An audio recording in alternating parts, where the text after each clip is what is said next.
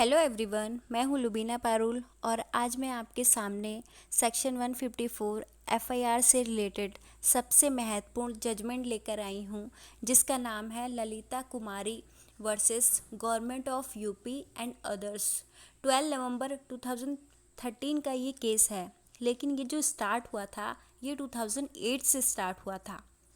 2008 में ये 2 जजेस बेंच के पास गया था। उसके बाद में 2012 में ये 3 जजेस बेंच के पास गया था और लास्ट में ये 5 जजेस बेंच के पास आया था 2013 में।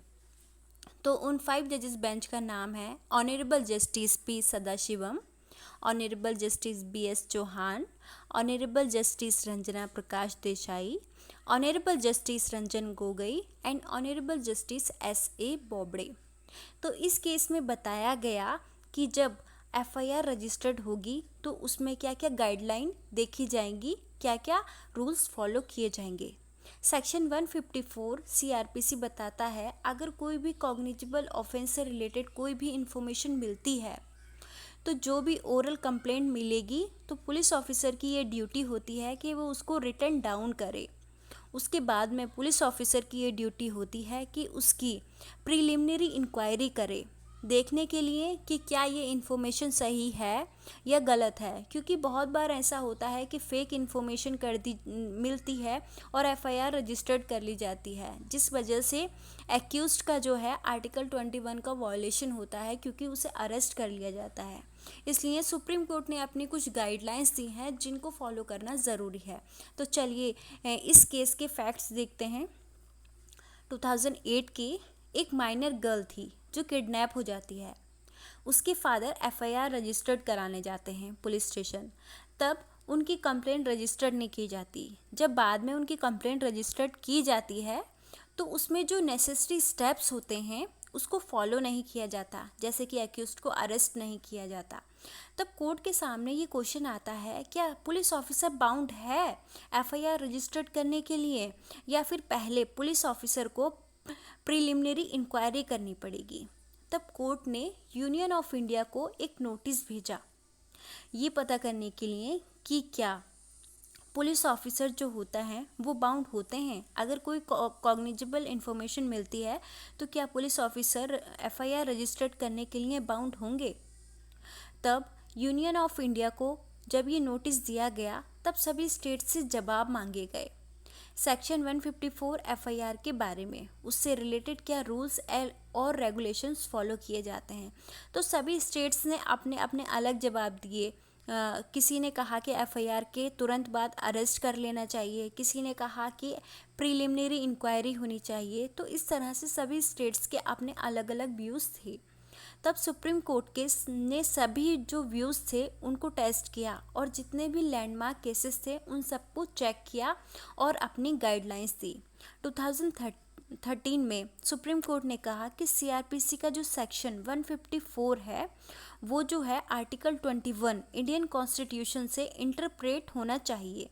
सेक्शन 156 और 157 सीआरपीसी को भी कंसिडर किया। सुप्रीम कोर्ट ने इस केस में अब कोर्ट के सामने 2 मेजर इशू ये आते हैं कि whether immediate non registration effects the right of victim. Second, if information is not clear but FIR compulsory registered then it violates the right of accused.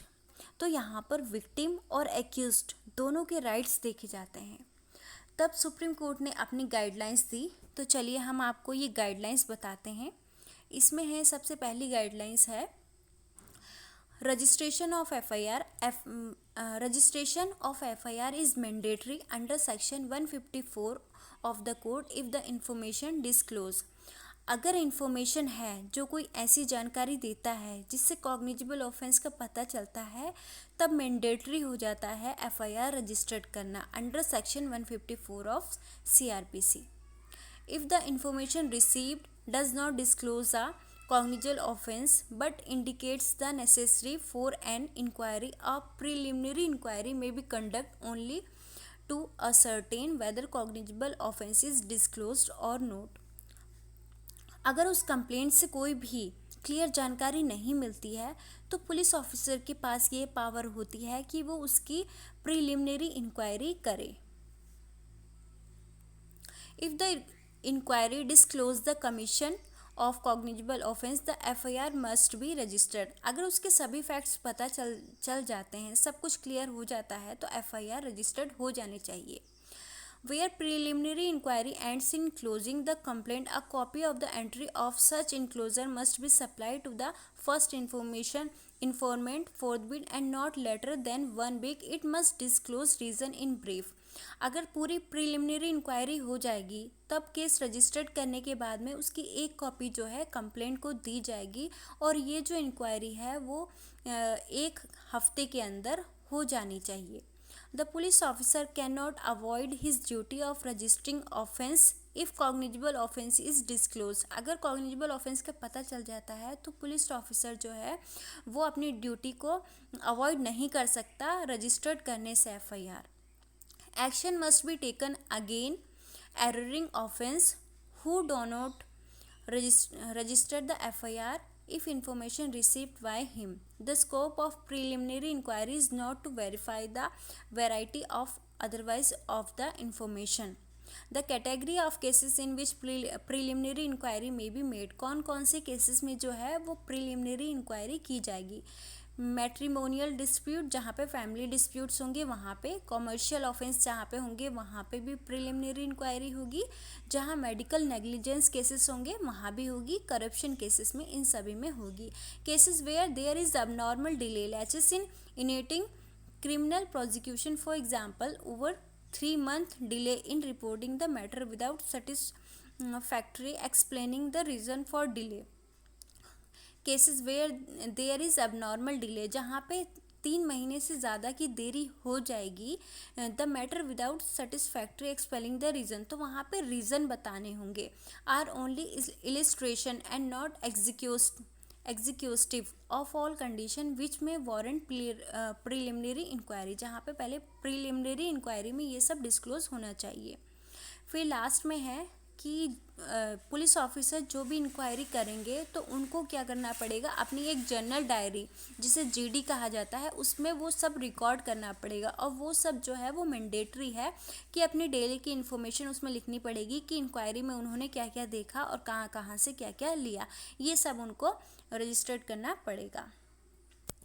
तो इस केस में बस इतना ही बताया गया है। तो अगर आपको ये वीडियो अच्छी लगी हो तो प्लीज़ इसे लाइक कीजिए, शेयर कीजिए, कमेंट कीजिए और ज़्यादा से ज़्यादा सब्सक्राइब कीजिए। Thank you so much.